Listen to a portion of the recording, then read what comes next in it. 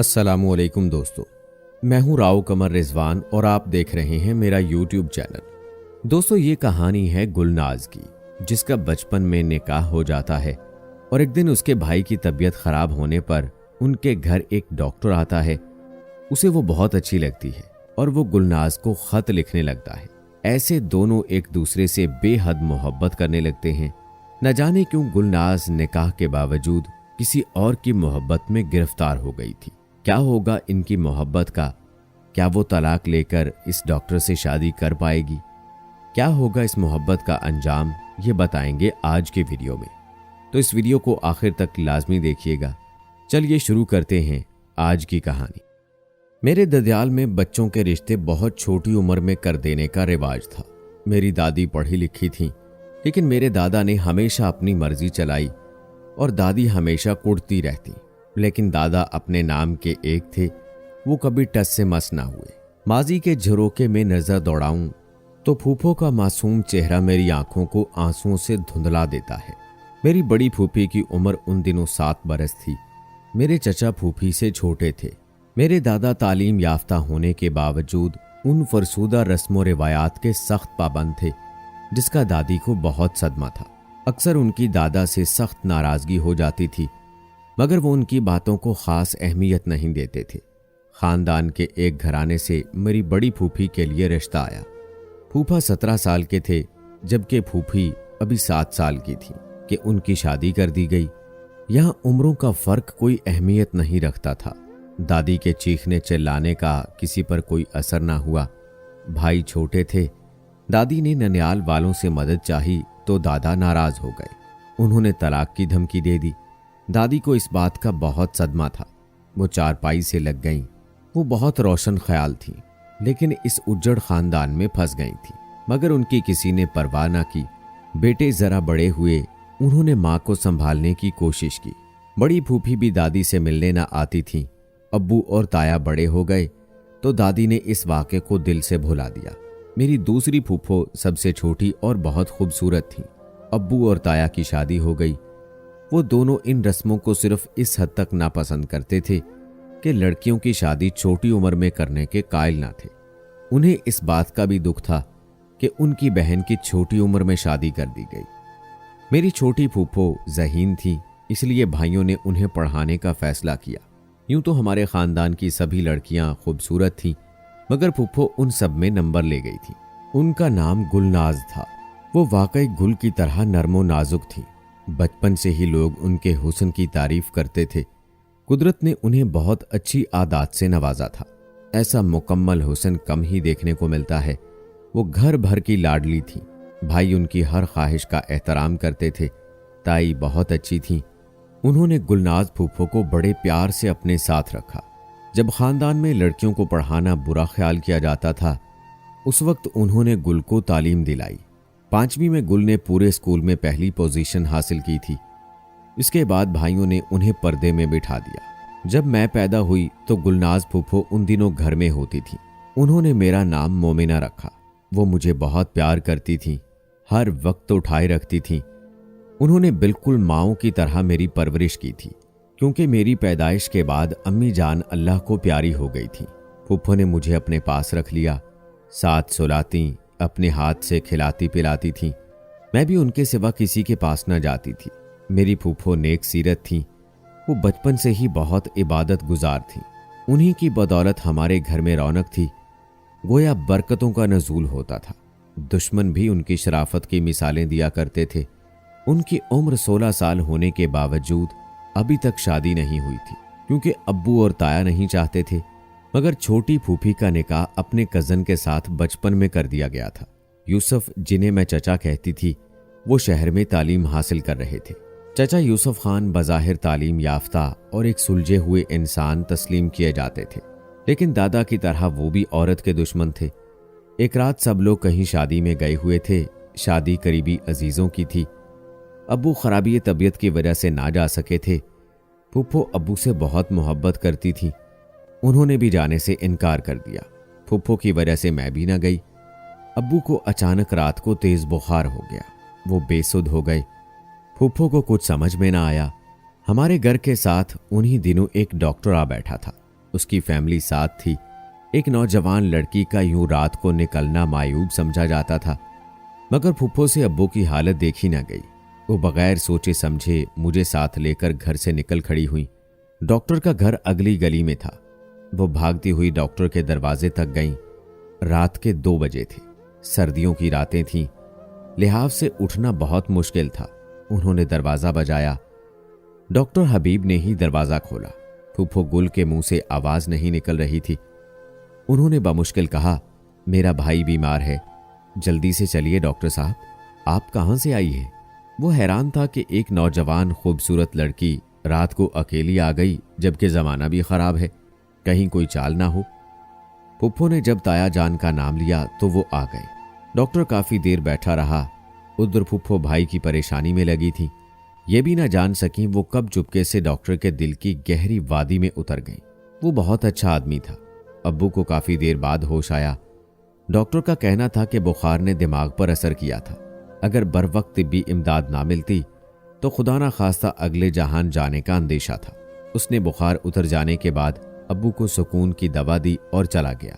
गुल उन्हें छोड़ने दरवाजे तक गई। डॉक्टर ने मौका गनीमत जाना और कह दिया कि मैंने आज तक आप जैसी लड़की नहीं देखी। आप गालिबन वही हैं जिसका मैंने आज तक इंतजार किया है। मैं आपके बुजुर्गों से शादी के सिलसिले में बात करूंगा। आपके जवाब का इंतजार है। उसके ख्यालों की यलगार से फुफ्फो भी खुद को ना बचा सकी। हालांकि वो जानती थीं कि यूसुफ खान की मनकूहा है, वो किसी भी वक्त उन्हें लेने आ सकता है। डॉक्टर की मोहब्बत की पट्टी उनकी आंखों पर ऐसे बंधी कि सब कुछ फरामोश करके उस पुरखार रास्ते पर कदम रख दिया। हालांकि वो बहुत अच्छी तरह जानती थीं कि इस जुर्म मोहब्बत की सजा बहुत कड़ी मिलेगी।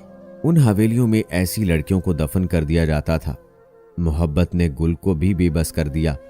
ना चाहते हुए भी उसने प्यार की पायल पांव में बांध ली, जिसकी झनकार वो छुपाना चाहती थी मगर ना छुपा सकती थी। बहुत थम थम के कदम उठाती रही, मगर उसकी प्यार की झनकार ने लोगों को खबरदार कर दिया। ये इजहार गुल ने तो नहीं किया, मगर डॉक्टर हबीब को जब आइडियल मिला तो उन्होंने इंतजार ना किया।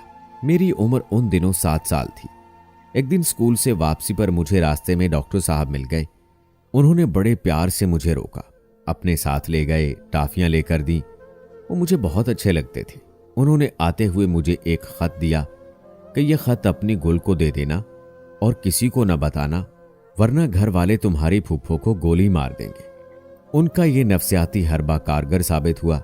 मैं वाकई इस बात से डर गई। घर आई, फुफ्फो ताई के साथ बैठी थी।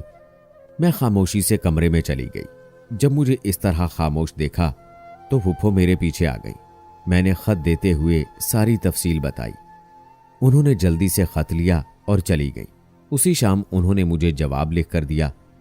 मैंने इंतहाई राजदारी से डॉक्टर साहब तक पहुंचा दिया। नहीं जानती थी कि खत में क्या लिखा था, मगर खत पढ़कर डॉक्टर साहब बहुत ज्यादा खुश हुए। मैं खुशी खुशी घर आई।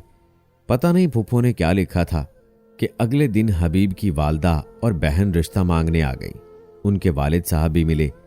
घर में एक कोहराम मच गया। ताया जान बार बार ये कहते थे कि आज तक किसी को ये जुर्रत ना हुई कि हमारे घर रिश्ता भेजे। सारा जमाना जानता है कि हम लड़कियां अपने खानदान में ब्याहते हैं। डॉक्टर हबीब का ताल्लुक एक पढ़ी लिखी फैमिली से था।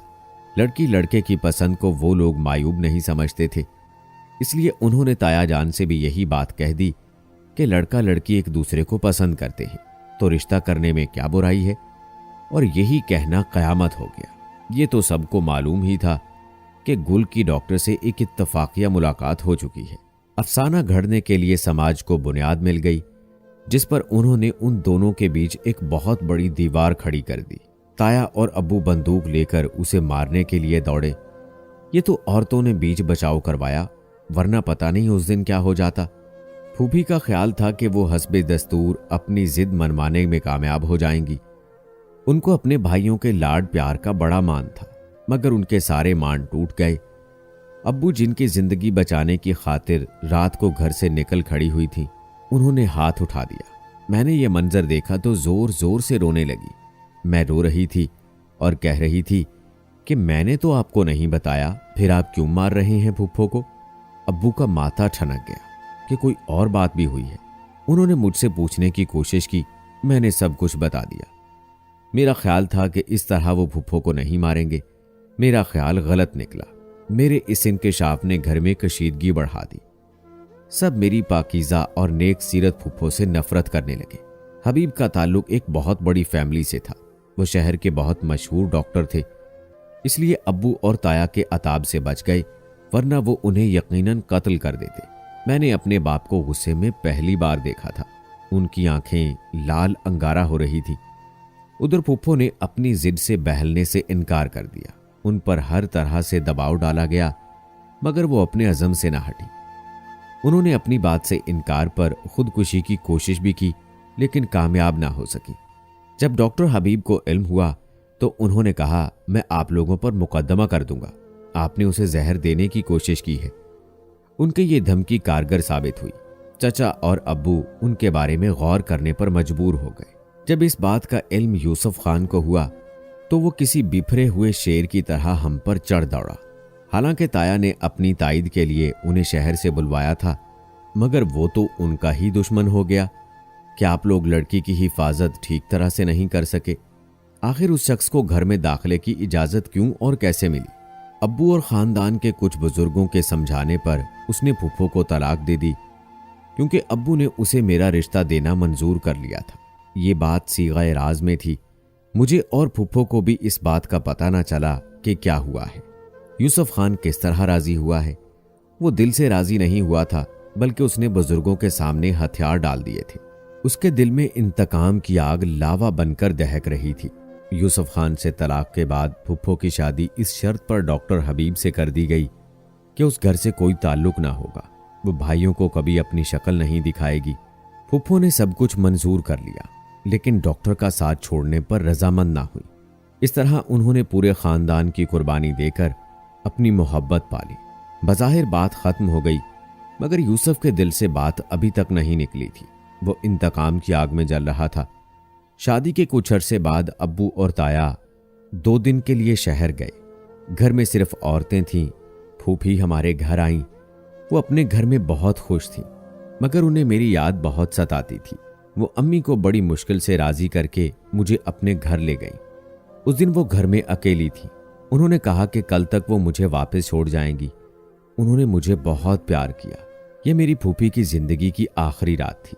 रात को 10 बजे के करीब यूसुफ दीवार फांदकर अंदर आ गया और उन पर चाकू के पै दर पै वार करके चला गया। मैं फूफो को देखकर रोती रही। खून से मुझे वहशत होने लगी।